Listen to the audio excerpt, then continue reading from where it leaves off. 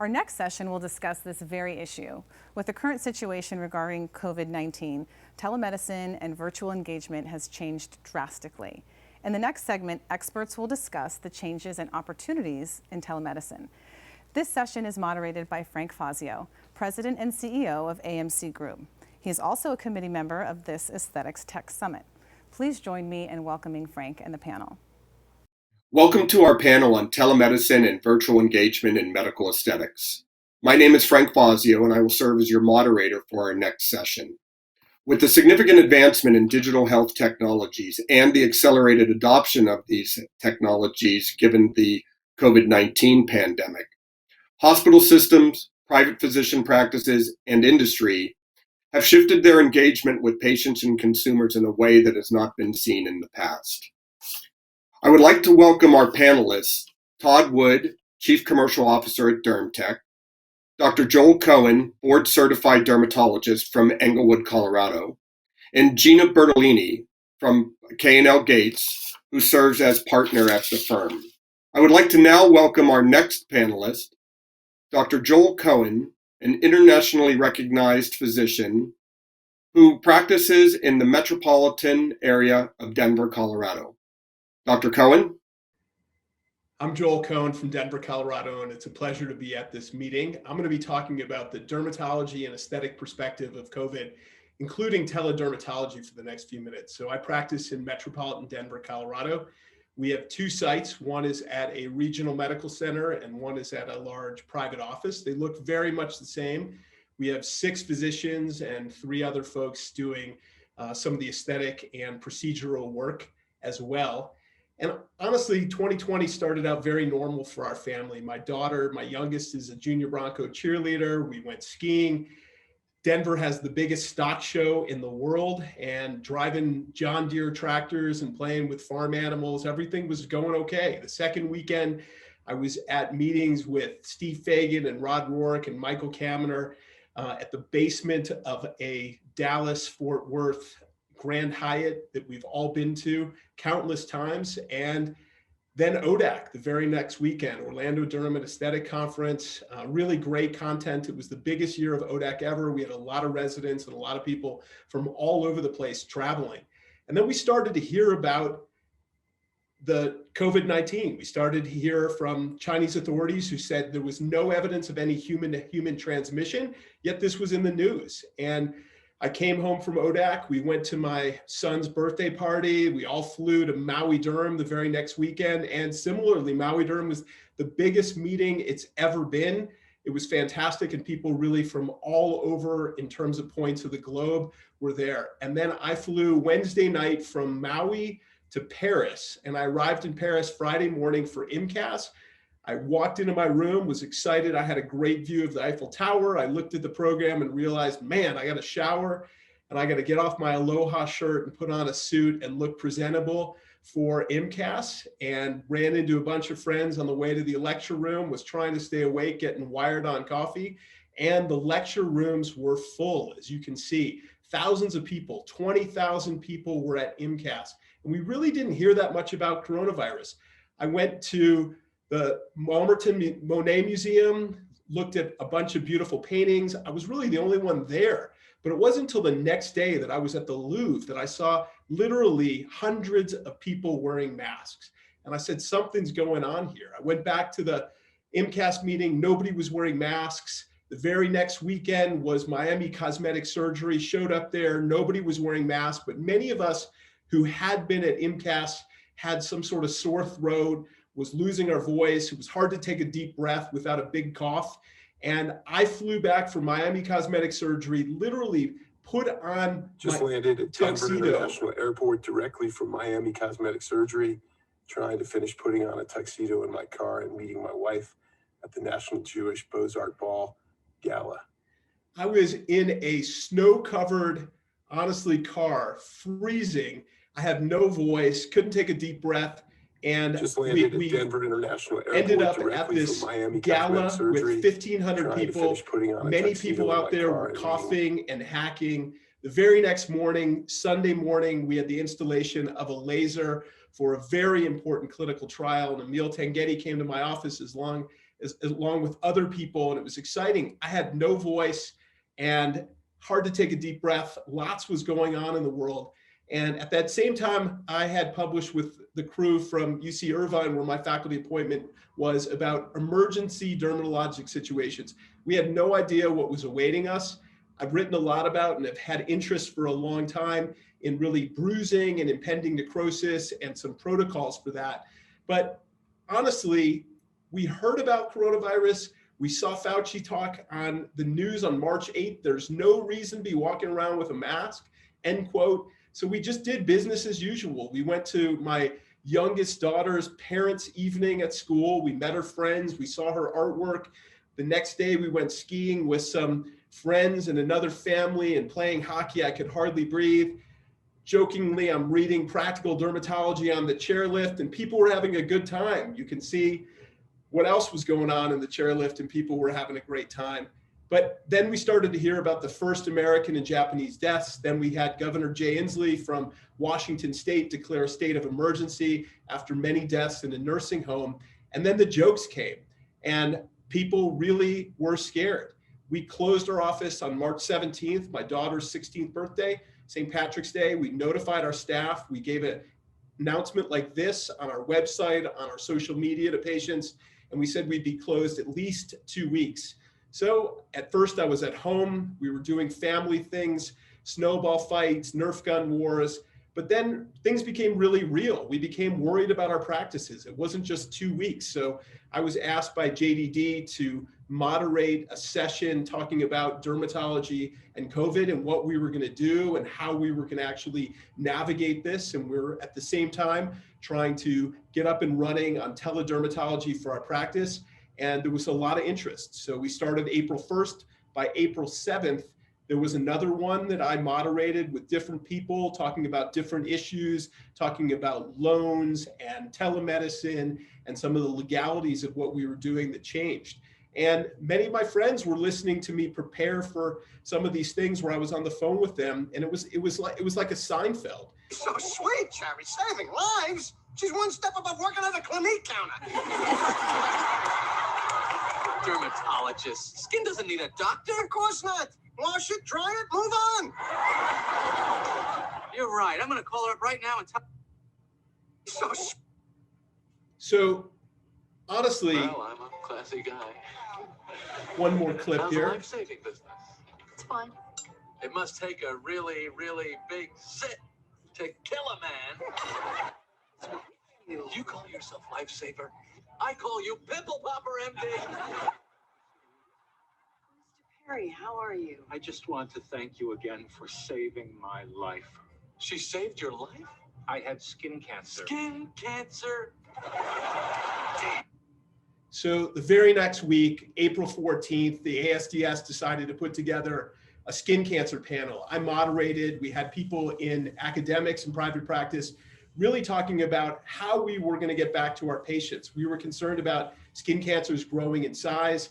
I had just published this article about this small squamous cell that occurred in a patient who was a retired family doc. He broke his hip. He was at a rehab facility for 10 weeks. And then all of a sudden, his wife, who's a federal judge, was calling me and saying, hey, something's going on, something's going on. She sent me a picture, and this became a very rapid and aggressive squamous cell that invaded nerve. And these are potentially life-threatening types of situations. So I really missed being in the office. I started doing procedures at home with my little one. This is how you pierce an American girl's ears. You take an 18-gauge needle, and you make sure to properly prep it with alcohol so she doesn't get an infection. And then you pop it in here, and then you need to hold this, babe. Hold this. Hold her head, right? Hold her head. Take a hammer, shove it in there as hard as you can, and then it's all set, babes. Let's go.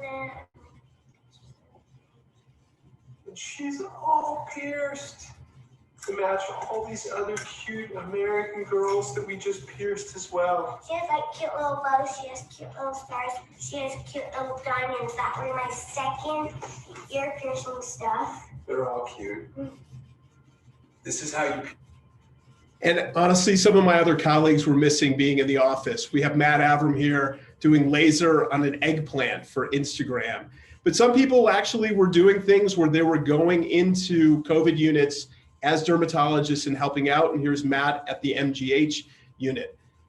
So we got teledermatology up and running. We were getting a lot of questions about acne. Some of this was actually mask-related acne from the occlusion and the dirt and the sweat and the hours that people were working without being able to actually come up for air, change their mask, wash these areas. So these were covered. We started to get questions about other common dermatologic conditions like fungal infections and precancers. And some of these things you can actually make the diagnosis over teledermatology. A lot of people were doing things outside. We started to hear about bug bites. We started to hear about all kinds of other related injuries from spending a lot of time outside. People were forgetting their sunscreen. I've lived in Colorado for 19 years, and this was the second time I actually saw moose. We saw moose a couple times. You can see this big, huge moose out there. So we were spending time outdoors. And we really had to educate people about sunscreen, what to look for as far as ingredients, how to reapply, wear hats, and all those types of things. So I started a new segment with modern aesthetics and practical dermatology called Scientifically Speaking, because we weren't doing live meetings for DermTube or anything like that. And spending time outdoors, we were realizing that wearing masks all the time was great sun protection. I wear a balaclava when I ski all the time, but I was wearing a mask when I was kayaking in a group of people out there. And really, somebody picked up on this and said, you know, maybe this is really great from an anti-aging standpoint. So finally, in early May, we're back in the office seeing just skin cancer. Tumors were bigger. The data from our practice and other practices from my close friends confirmed that in May through really July and August of 2020, compared to the preceding couple of years, we were seeing bigger tumors, so more stages, bigger repairs, and people were really exhausted, not taking off their masks all day and really implementing very strict office policies about nobody being allowed to take off their masks.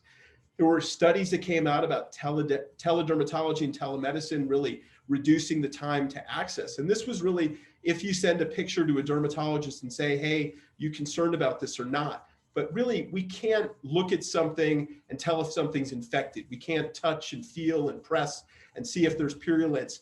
And we can't use a dermatoscope. So there are many things that are become absolutely essential to have in patients come into the office. And we did come out of the house into the office for certain situations, such as to evaluate a melanoma. And patients came in with basal cells that were big tumors. I was doing Mohs surgery on cases like this with large flap repairs. And you can see here, big cases of Mohs surgery. This is an interpolation flap from the nasofacial sulcus to recapitulate that area. This is an interpolation flap from behind the ear. And then doing 2 sites on one day just because it's the right thing to do for somebody, and it's the same type of repair. But the squamous cells were really concerning. This is a transplant patient who has a pretty significant squamous cell on the lip. You can see the defect, and then I did the repair. And this is another squamous cell. And on the lip and on the ear are the highest risk sites in terms of recurrence as well as metastasis. We take care of transplant patients, and simply waiting a few months can be devastating for these patients. They grow very quick tumors because of their immunosuppression. If it gets down into the nerve, this can become an absolute disaster. Once it's neurotropic, there's almost a 50% rate of metastasis. So this is just an example of somebody that simply waited too long. This wasn't COVID related, but squames, you can wait too long. And this was a horrible circumstance related to this. So really educating people about how to conduct at-home skin exams is something that we did, and several of us did through New Beauty magazine and other avenues. And I took up a lot of other sports. My son and I went dirt biking and took some bad falls. We went on ATV rides, through some crazy rides. But the goal overall is really to get back into the office and to take care of these patients with skin cancer. And we really thought that the whole quarantine period was lost in terms of the aesthetics and the procedures that we were doing.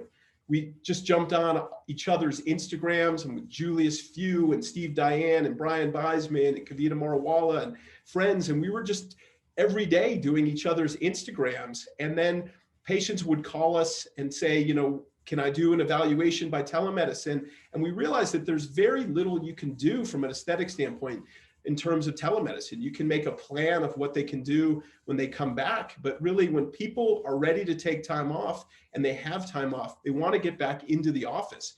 And we really were thinking that many people were going to want to do minimal downtime procedures, such as Hollywood Glow, the Lutronic carbon toning type laser, where there's no downtime. And as it turns out, a lot of us got together. Allergan put together an advisory board. Modern Aesthetics had a regular board that I was part of that we did webinars.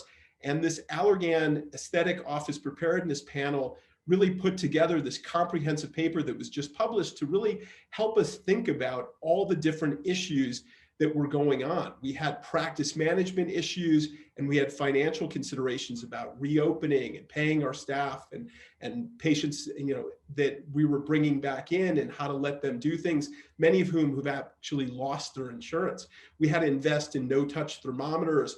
We had signage up on the doors. We had to put screens up in the office. We have hand washing stations, and we have alcohol wipes for pens and used pens and all these things that we never even thought of before. We had a distance at the nurses station, all the staff members. You can see the HEPA filter here. We had to invest in HEPA filters for each room and for these exam rooms. And then we really came up in this article with a very comprehensive list of the things that we needed to think about, like having on-hand PPE for 3 to 6 months, and all the different ways that we were going to make sure that we implemented the rules that we had come about in things like this in terms of masks and shields and glasses, and think about anti-fog and the different things that we did in the office.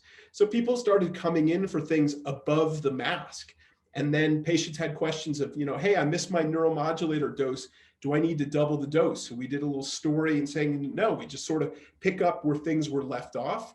And then, there were some people who said, I don't want to go to a medical office. I'd rather go to somebody's basement that's an injector, and who knows what type of medical professional they are, but at least hopefully I won't be around other people. And we had drive-through or basement injectables starting to happen. And we all literally wondered what was going to happen with our devices, our lasers and our tightening devices, and all these things that we bought and we're paying service agreements and hoping to use. And on these scientifically speaking, segments that we did, and we did a lot of them, we talked about how to use our technology and how to use it well and what's coming down the radar. And I was really surprised that many people were on Zoom and realizing a lot of things about themselves. We could talk to a patient for a consult, and they would look in the camera like this and say, I don't like these jowls. So it first became really about the neck and the jowls and seeing some of that redundancy. And people came into the office. And then it became about combinations where people would want to do these neck procedures, but they'd also want to do something sometimes big because they had the downtime. Laser heavy resurfacing, full field erbium resurfacing has been something that I've been really interested in for a long time. This is heavy downtime. We do this with a block. And really, I use the Cyton Jewel platform, where we can really use full field erbium and then fractional ablative resurfacing, such as this, on the same day. And this is what patients look like. But when they're not going to the office for not just a couple of weeks, when they're not going back in the office for several months, they can really deal with this time frame of being home and doing the wound care. And it became very busy doing overall heavy resurfacing. And there's no other procedure that can give you results like this. Full field heavy resurfacing, you just really need the 2 weeks or so of the reepithelialization time. And then you need the couple months of the post-inflammatory erythema. And people were home, they weren't out and about. And when they did go out and out, again, they actually were wearing masks, and that was really good sun protection from the area. Many of these patients who came in for these big procedures would say, oh, by the way, would you look at this? And I diagnosed countless basal cells or squamous cells simply because, oh, by the way, they came in for an aesthetic procedure and then they saw this. And then we started to see data about delayed diagnosis of melanoma leading to increased thickness of primary melanomas and really a worse prognosis. And then we started to see benchmarks hit were 100,000 people in terms of COVID deaths in the US. So people stayed home. There were some discussion about having some in-person meetings, and we had virtual meetings from Masters of Aesthetics to 5cc to AMWC and Scale and Vegas Cosmetic Surgery, and then Saiton's Rock Stars of Aesthetic, where I was kind of a combo between John Lennon glasses and Rod Stewart wig. But we really learned how to adapt. We learned some data that mouthwash can eliminate coronavirus in the lab, and we hope that that extrapolates to the office. We did the best we could. My birthday, and in the office, my mom's birthday on the driveway. That's about as close as I've come. And then we did a lot of fillers, and just wrapping things up. Fillers have been in the news right now because during the course of the whole pandemic, where people are out and about and all of a sudden the vaccine became available, there was 2 patients in the Moderna trial who got swelling and facial swelling that was thought to be related to fillers. And I thought my side effect was my crazy hair a couple days ago from that vaccine, but I think this is real. So we did an article in New Beauty specifically talking about these 2 patients and facial swelling. There may have been a 3rd patient that had lip swelling, but that patient had had it with a previous vaccine of a flu vaccine, and it was really uncertain exactly what it was. We covered this in Modern Aesthetics, and I covered this at ABC Denver. And I think that's FDA-approved really where we vaccines are for right COVID-19, now. especially when it comes to how people react to the shots. Maybe you saw a warning on social media about facial fillers. Number 7's Eric Lufer took those concerns to local doctors. Vaccines, we need to know, do kick up your immune system, and there are short-term reactions to the vaccine that can be associated with immune system stimulation. Dr. Joel Cohen with about... So honestly, I think that's where we are right now in the current state of things. We have a lot of patients who are hearing these reports, and I want to reiterate that these were 2 patients in the Moderna trial out of 15,000 patients. We don't know how many of those 15,000 patients that got active vaccine had fillers before, but this is a very, very small risk. We've seen this before with other vaccines. I've seen it with a patient with the shingles vaccine. Other people have seen it with flu vaccine or pneumococcal vaccine. And this often recurs on day 1 or 2 after a vaccine. It usually just lasts for a couple days, and it usually is easily treated with antihistamines or steroids. So I think there's a lot of optimism at this point now that the vaccine is here, that we're going to be getting back to regular office duty, regular travel at exciting meetings like this with our colleagues that we really miss. And I want to thank you for inviting me to participate. Thank you, Dr. Cohen, for sharing your very insightful commentary in terms of how you've shifted your practice in light of the COVID-19 pandemic and how you've deployed telemedicine initiatives across the practice to effectively engage your patients.